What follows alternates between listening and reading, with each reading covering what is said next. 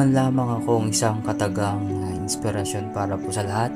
Huwag mong kainggitan ang pag-unlad ng ibang tao, lalo na siya ay hindi naman iba sa iyo.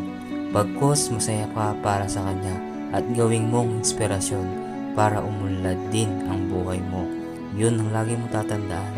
Maging inspired ka sa lahat ng mga taong nakapaligid sa iyo o ng mga napapanood mo.